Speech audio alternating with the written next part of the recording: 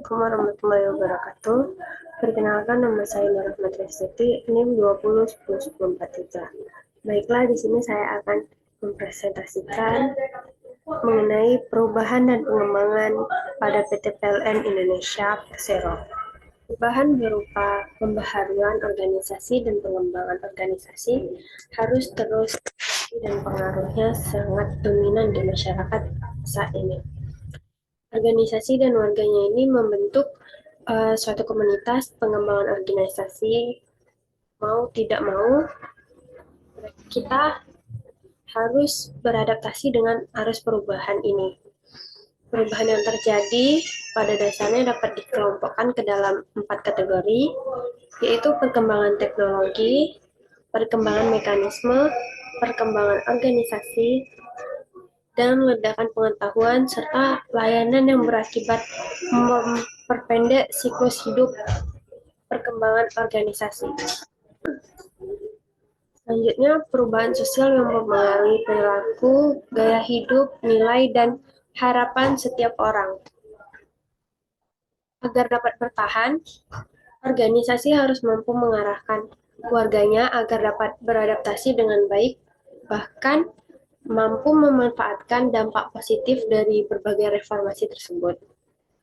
Selanjutnya, pengembangan organisasi adalah suatu proses pendekatan atau metode yang bertujuan untuk melakukan perubahan dalam suatu organisasi menjadi lebih baik. Dengan penerapan nilai ini, ide dan gagasan baru yang lebih signifikan sehingga organisasi akan terus berkembang ke arah yang lebih positif dan lebih maju. Pengembangan organisasi ini diperlukan untuk mempertajam dan memfasilitasi komunikasi antara agen perubahan dan orang-orang yang ada di dalam organisasi. Berdasarkan isu-isu inilah analisis organisasi dilakukan, yang dimaksudkan untuk memeriksa kembali masalah tersebut dan untuk mencari tahu alasan-alasan atau penyebabnya. Berdasarkan pada tabel di atas, pada tahun 2020 terjadi penurunan pendapatan per jenis tegangan. Ini dikarenakan pemerintah yang memutuskan untuk melakukan penurunan tarif listrik. Karena PLN tetap mendukung penuh keputusan Menteri Energi dan Sumber Daya Mineral terkait penurunan tarif penyesuaian untuk pelanggan kelas bawah. Sebagaimana tertuang dalam surat Menteri ESDM kepada Dirut PT PLN tanggal 31 Agustus 2020. Menyatakan harga per KWH tarif kelas rendah yang sebelumnya 1.467 per KWH kini turun menjadi 1.444,70 per KWH atau turun menjadi 22,5 per KWH. Ketentuan ini berlaku selama Oktober hingga Desember pada tahun 2020. Keputusan ini diambil pemerintah dengan mempertimbangkan kondisi ekonomi masyarakat yang sedang terjadi akibat dampak dari pandemi COVID-19. Sebagai wujud bahwasannya negara hadir untuk memberikan kemudahan solusi bagi pelanggan listrik. Direktur Niaga dan Pengelolaan Pelanggan PLN, Bob Saril, membenarkannya bahwasannya tarif berdampak pada kinerja PLN, namun tidak terlalu signifikan. Pasalnya, meski dari sisi penerimaan diperkirakan akan menurun, namun di sisi lainnya seperti komponen biaya seiring dengan penurunnya BPP akibat penurunan harga energi primer dan asumsi makro. Beban biaya produksi akan menjadi beban biaya produksi juga menjadi lebih rendah. Dengan demikian, secara umum diperkirakan tidak akan mempengaruhi kinerja keuangan, khususnya laba perseroan pada tahun 2020. Selanjutnya, pembahasan. Diadoksa dalam organisasi merupakan hal yang paling penting bagi organisasi dalam kaitannya dengan perubahan. Langkah pertama dalam perubahan adalah mengidentifikasi organisasi untuk menentukan perubahan apa yang dibutuhkan organisasi. Cijevic pada tahun 2010 menyatakan diagnosa organisasi adalah suatu metode yang digunakan untuk menganalisis organisasi dalam rangka mengidentifikasi kelemahan organisasi sehingga dapat dinetralisasi melalui perubahan organisasi. Biasanya analisis organisasi ini dilakukan pada saat organisasi sedang mengalami perubahan, di mana titik kegiatan ini diperlukan untuk mengetahui apakah ada hal-hal yang menghambat perubahan dalam organisasi. Melalui diagnosis ini, organisasi dapat mengetahui masalah apa yang sedang terjadi pada pihak-pihak tersebut dan mengapa mereka tidak dapat mencapai tujuannya. Selanjutnya, PT PLN Indonesia Persero memiliki visi dan misi, yaitu visi PT PLN ialah menjadi perusahaan listrik terkemuka se-Asia Tenggara dan pilihan pelanggan untuk solusi energi. Selanjutnya, misi dari PT PLN sendiri yang pertama, menjalankan bisnis kelistrikan dan bidang lain yang terkait berorientasi pada kepuasan pelanggan, anggota, perusahaan, dan pemegang saham. Yang kedua, menjadikan tenaga listrik sebagai media untuk meningkatkan kualitas kehidupan masyarakat. Selanjutnya, mengupayakan agar tenaga listrik menjadi pendorong kegiatan dalam ekonomi. Yang terakhir, menjalankan kegiatan usaha yang berwawasan dengan lingkungan. Diagnosa yang terdapat pada PT PLN Indonesia Persero ialah yang pertama, diagnosa tujuan, di mana tujuan formal dari diagnosa perubahan dan pengembangan PT PLN Indonesia ialah untuk menganalisa dan memahami kondisi dalam perusahaan pada saat itu, mengidentifikasi kebutuhan dari perubahan dan mengembangkan strategi apa yang harus dilakukan untuk mencapai tujuan yang dimiliki PT PLN Indonesia tanpa mengalami kerugian. Diagnosa tujuan formal yang dapat terkait pada perubahan dan pengembangan PT PLN Indonesia. Yang pertama, mengidentifikasi kebutuhan untuk melaksanakan perubahan. Yang kedua, membuat strategi perubahan. Yang kedua, informal. Tidak hanya tujuan formal, namun ada juga tujuan informal yang dapat didiagnosa dalam perubahan dan pengembangan PT PLN Indonesia. Tujuan dari informal lebih berfokus kepada aspek budaya dan kesejahteraan organisasi. Diagnosa tujuan informal yang dapat terkait pada perubahan dan pengembangan PT PLN Indonesia yaitu yang pertama, meningkatkan inovasi dan kreativitas. Yang kedua, meningkatkan keberlanjutan dan tanggung jawab sosial. Yang ketiga, untuk meningkatkan reputasi dari perusahaan. Empat, meningkatkan adaptabilitas dari organisasi. Selanjutnya, diagnosa tata kerja yang terdapat pada PT PLN Indonesia Persero ialah yang pertama, formal.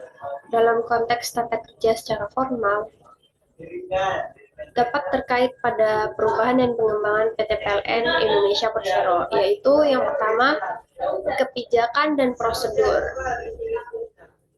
Yang kedua, alat dan teknologi. Jadi, kebijakan dan prosedur ini mereka membuat kebijakan-kebijakan dan prosedur dalam perubahan dan pengembangan untuk mencapai tujuan. Sedangkan alat dan teknologi ini untuk membantu mereka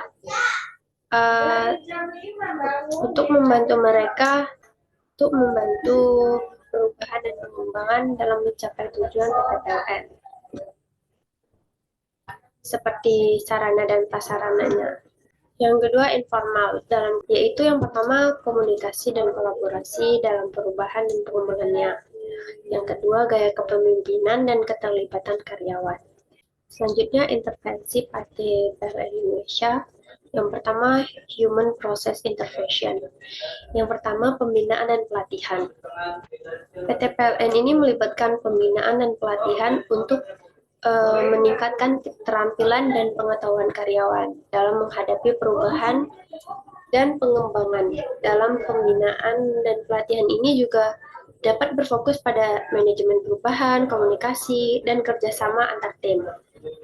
Tujuan dari pelatihan PT PLN Indonesia Persero yaitu yang pertama menstandarisasi penyelenggaraan diklat guna membentuk, meningkatkan, dan memelihara pengetahuan, keterampilan, serta sikap kerja pegawai.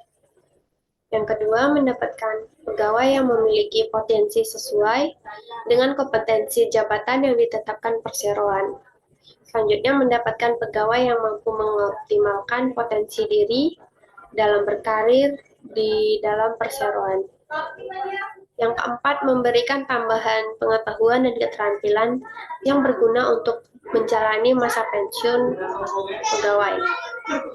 Selanjutnya, yang terakhir, menumbuhkan sikap-sikap sesuai dengan nilai-nilai yang ada di dalam perseroan. Yang kedua, adanya pertemuan organisasi untuk menyelesaikan masalah. PT PLN Indonesia dapat mengadakan atau menghadiri pertemuan organisasi yang difokuskan untuk menyelesaikan masalah yang muncul selama perubahan dan pengembangan. Pertemuan ini dapat mencakup semua pihak terkait untuk berbagi pemikiran, masalah, serta solusi potensial. Pertemuan ini dapat meningkatkan pemahaman bersama, pemecahan masalah kolaboratif, dan menghasilkan kesepakatan bersama. Selanjutnya, strategic intervention. Yang pertama, rencana strategis.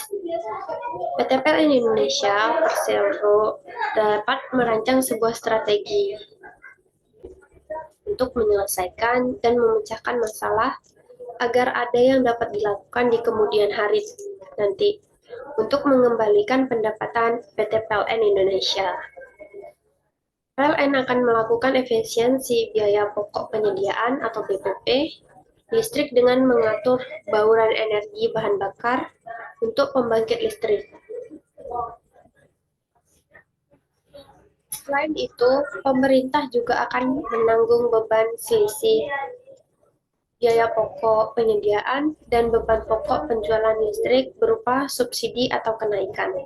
Selanjutnya kita akan membahas analisis intervensi PT PLN Indonesia. Yang pertama ada Human Process Intervention, di mana pembinaan dan pelatihan pada PT PLN Indonesia mengadakan pelatihan di kampus Yantek untuk meningkatkan kompetensi petugas PLN UP3, Manokwari, Manajer PLN UP3 Manokwari, Robert Rum Saur menjelaskan bahwasannya kegiatan pelatihan yang diadakan di kampus Yantek menjadikan suatu momentum untuk merefreshment dan upskilling tenaga petugas PLN UP3 Manokwari.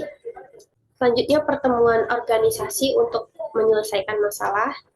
Komisi 3 DPRD Kabupaten Bengkalis melakukan silaturahmi ke PT PLN Persero Wilayah Riau dan Kepri berkaitan dengan CSR perusahaan-perusahaan yang ada di Kabupaten Bengkalis, khususnya PLN untuk menggali potensi dalam membantu keadaan sosial yang ada di Kabupaten Bengkalis. Selanjutnya menjalankan CWR di PLN dimulai pada pertengahan tahun 2020 saat pandemi melanda. CWR 10 diimplementasikan dengan fokus utama pada peningkatan kas dan likuiditas. Pada April 2021, CWR 20 digulirkan dengan skema kerja berdasarkan pengendalian anggaran dan perencanaan terpusat. Dengan pendalaman ini dan perluasan inovasi bisnis di tahun 2020, Cash War Room telah mendapatkan cash release kurang lebih 20 triliun dan tambahan cash release kurang lebih 7 triliun di tahun 2021. Selanjutnya, strategic intervention. Yang pertama, rencana strategis. Upaya melengkapi daftar tunggu konsumen besar dan calon konsumen dengan memperhatikan kesiapan suplai juga menjadi target di RUPTL. RUPTL tahun 2021 sampai dengan tahun 2030 telah memasukkan pertimbangan-pertimbangan dampak-dampak dari program efisiensi energi dan program konservasi energi dengan memasukkan faktor tarif dalam pembuatan perakiraan beban. Ada beberapa hal lain yang mempengaruhi efisiensi dan konservasi energi, antara lain teknologi dan kebijakan serta regulasi pemerintah. Unsur teknologi umumnya berkaitan dengan efisiensi peralatan listrik yang digunakan oleh konsumen yang dapat menghemat konsumsi dari listrik. Pengembangan perubahan dan pengembangan strategi pada PT PLN Indonesia yaitu yang pertama, menjalankan CWR PLN dimulai pada pertengahan tahun 2020 saat pandemi melanda, dan CWR 1.0 diimplementasikan dengan fokus utama pada peningkatan kas dan likuiditas pada April 2021. CWR 2.0 digulirkan dengan skema kerja berdasarkan pengendalian anggaran dan perencanaan terpusat. Selanjutnya merencanakan RUPTL 2021 hingga 2030. Ini diterbitkan dengan memperbesar porsi dari EBT atau energi baru terbarukan. Selanjutnya, secara volume PLN akan terus mendorong penjualan sebanyak-banyaknya agar pendapatan bisa lebih besar kembali. Kesimpulan pada pembahasan kali ini ialah pertama, perubahan yang terjadi pada organisasi dapat dikelompokkan menjadi 4 kategori, yaitu perkembangan teknologi, perkembangan mekanisme, pengembangan organisasi, ledakan pengetahuan dan layanan, serta perubahan sosial. Selanjutnya, organisasi dan anggota-anggotanya ini harus beradaptasi. Selanjutnya, organisasi dan anggota-anggotanya ini harus beradaptasi dengan suatu perubahan tersebut dan mampu memanfaatkan dampak positif dari reformasi yang terjadi. Selanjutnya, diagnosa organisasi merupakan suatu langkah yang penting dalam proses perubahan. Selanjutnya, PT PLN Indonesia memiliki visi dan misi yang mengarah pada menjadi perusahaan listrik terkemukakan dan pilihan pelanggan untuk solusi energi. Dalam poin-poin tersebut memberikan gambaran tentang bagaimana PT PLN Indonesia menghadapi perubahan dan pengembangan organisasi, serta langkah-langkah yang akan diambil dan dilakukan untuk mencapai tujuan yang diinginkan. Sekian presentasi kami ini.